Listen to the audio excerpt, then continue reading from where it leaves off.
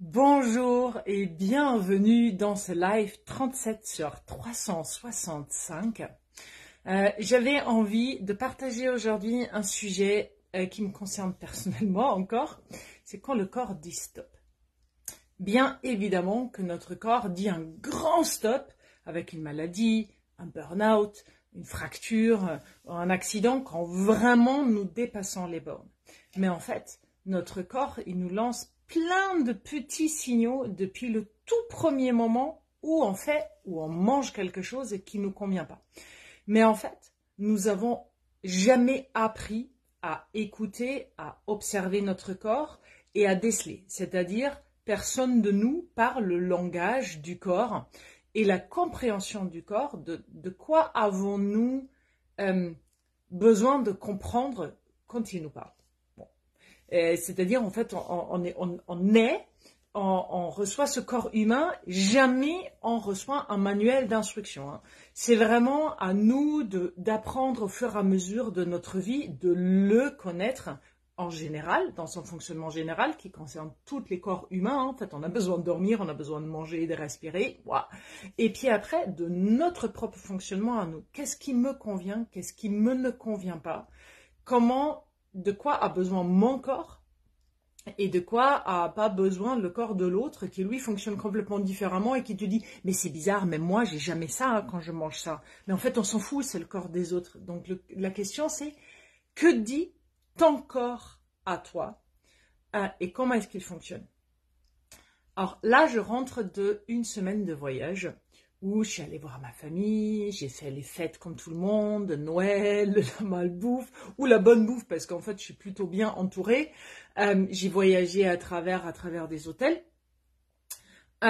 où j'ai bien mangé, évidemment. Je pense que vous me connaissez suffisamment pour savoir que je prends très soin de mes choix.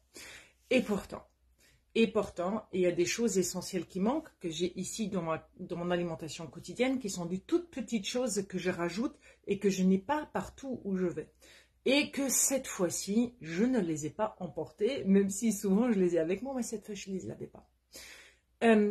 Et j'ai mis des années, vraiment, alors que je parle le langage du corps, moi, à travers la médecine chinoise, la biochimie, à travers ma propre maladie, à déceler des petits signaux que m'envoie mon corps où il me dit non mais là c'est stop, arrête, ici et pas plus loin.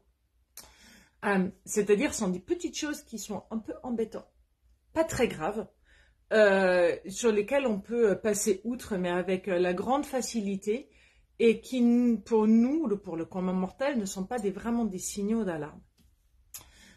Donc les miennes, j'ai cette système digestif, je peux tout manger. Je peux vraiment tout digérer sans avoir mal au ventre ou quoi que ce soit. Donc, c'est pas mon ventre qui va me lancer mon signal d'alerte. Ça va se passer ailleurs. Alors, une des choses les plus importantes, c'est que dans mon corps à moi, en fait, il y a le méridien du gros intestin qui part du visage et qui passe sur le bras et qui se termine ici sur l'index. Et par exemple, quand je mange du gluten, ou en tout cas des produits à base de farine qui n'ont pas été fabriqués dans le respect de l'aliment, c'est-à-dire avec une mouture correcte, avec un pain au levain, avec une farine intégrale ou une variété ancienne, mais en fait la merde du blé d'aujourd'hui, ben en fait je vais avoir des crevasses ici sur ce méridien, et il y a toute la peau qui va durcir et qui va faire des crevasses. C'est rien de grave, hein, c'est juste une sensation un peu bizarre. On se dit, oh, mais tu sais pourquoi c'est ça. Et ça va, si je prends pas note de ça, ça va jusqu'à me fondre l'ongle. Rien de grave. Ça peut être très désagréable. C'est encore accéléré si je mange des produits à base de farine dans lesquels on a mis encore des additifs alimentaires. Alors, des poudres à lever ou ce genre de choses qu'on trouve dans des gâteaux industriels ou dans des pains industriels. Je peux aussi avoir sur 2 points d'acupuncture à côté de mon nombril, qui est le 25 estomac, tianchu, une petite plaque d'eczéma. Elle est minuscule, elle est grande comme ça et c'est sur le point d'acupuncture. C'est un grand point qui traite le yangming. Le yangming, en fait, il va englober l'estomac et le gros intestin. Ah tiens, me revoilà. Donc il y a mon système digestif qui ne va pas réagir avec des désagréments digestifs, Mais par contre, il y a mon corps et les méridiens qui vont afficher qu'elle là très clairement, il y a un truc qui ne va pas dans le bon sens. Je sais par exemple que quand je mange des produits laitiers, je vais avoir un transit ralenti. J'ai mis des années à découvrir parce qu'en fait, quand on a un transit ralenti, je saute un jour, on se dit, mais enfin, en médecine chinoise, on parle tout le temps de pipi caca, du corps, de la langue, des morphes, des crachats, des glaires. Donc en fait, moi, je m'en fous de parler de tout ça. Et c'est super important de parler de tout ça. Donc je sais que je vais sauter un jour quand mon corps est ralenti par un mouvement énergétique qui ne lui convient pas. Et par exemple, les protéines de lait. Et ainsi, chacun a des petits signaux que notre corps va nous envoyer, qu'on connaît que nous, ou quand on raconte ça à quelqu'un qui n'a pas cette conscience ou cette ouverture d'esprit, on va dire « Non mais tout ça c'est dans ta tête, hein, ne te fais pas un film. Hein. » Ben si, en fait, c'est l'observation fine sans tomber dans la peur de la maladie, hein, c'est pas du tout ça. Le but c'est vraiment de se dire « Qu'est-ce qui se passe à l'intérieur de moi ? Et est-ce que ça me va ? Est-ce que ça me convient ?»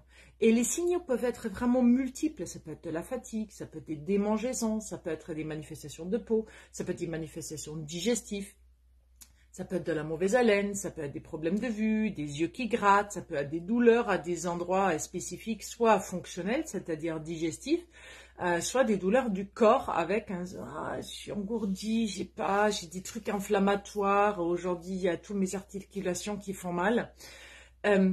Parce que notre nourriture, ce qu'on appelle en médecine chinoise, est un pervers externe, peut être un pervers externe, en tout cas c'est quelque chose qui n'est pas nous, qui rentre en nous. Ça peut être aussi le froid, la chaleur, l'humidité, ça peut être la météo aussi, hein, ou les énergies néfastes comme des émotions, des agressions. Il y a plein de différents types de ce qui rentre en nous qu'on pourra appeler un pervers externe en médecine chinoise. Et la nourriture est bien évidemment là pour tonifier, pour nourrir notre corps, mais quand elle n'est pas adaptée, elle peut devenir un pervers. Elle peut devenir un pervers toxique, quand elle est avariée bien sûr, mais aussi toxique parce qu'elle est trop transformée. Elle peut être trop froide, elle peut être trop chaude, elle peut être trop humidifiante, elle peut être collante, elle peut être trop asséchante, trop plein de choses en fait, qui, dans notre corps, à nous, pas celui du voisin, juste le nôtre, ne fonctionne pas et n'apporte pas de bienfaits mais de méfaits. Il y a des personnes qui ont besoin d'alimentation humidifiante parce qu'en fait leur corps est empreint de sécheresse. Il y a des personnes qui ont besoin de nourriture asséchante parce que leur corps est empreint d'humidité. Et c'est pareil avec le chaud et le froid, les frileuses qui m'écoutent et ceux qui m'écoutent depuis longtemps, elles savent très bien qu'en fait, quand le corps à l'intérieur est froid, il a besoin de chaleur tout le temps, tout le temps. Et c'est ainsi que, en fait, notre quotidien est une danse entre ce qui est, c'est-à-dire ce qui est à notre disposition pour nous nourrir, ce dont on a besoin parce que c'est notre corps et parce qu'il est unique et parce qu'il fonctionne de cette manière qui nous est propre, et nos envies, nos plaisirs, bien évidemment aussi. Hein. On n'a pas toujours envie de manger ce qui nous est servi.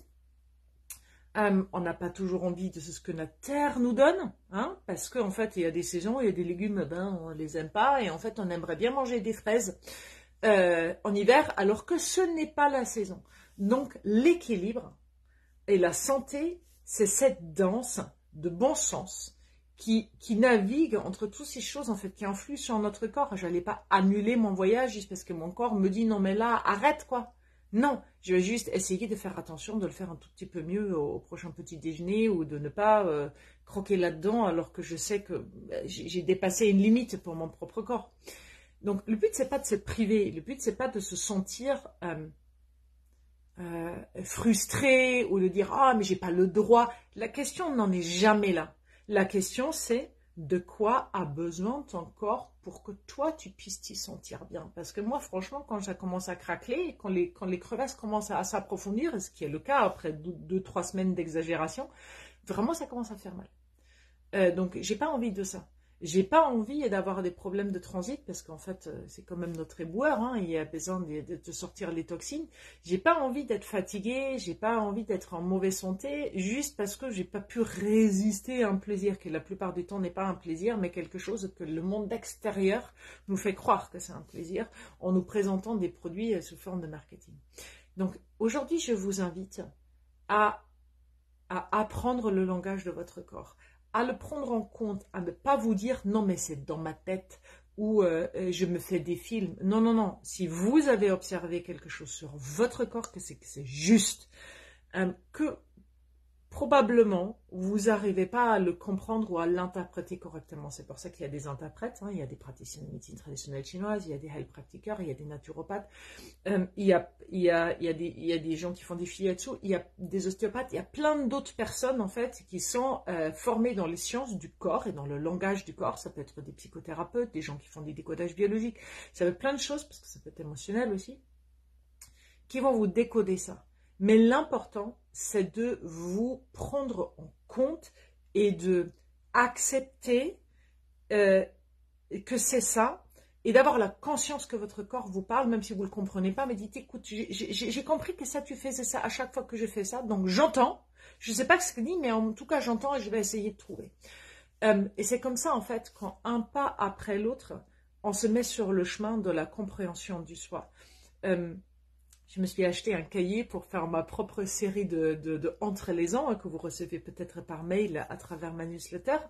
Et en fait, je me suis acheté un cahier, je l'ai fait tous les ans, et sur ces cahiers, c'est marqué « les chemins apparaissent en les parcourant ». Et c'est exactement ça, c'est parce que vous faites un pas après l'autre, parce que vous essayez de comprendre, parce que vous essayez de vous rapprocher de votre bien-être et de votre corps, que ça va aller mieux.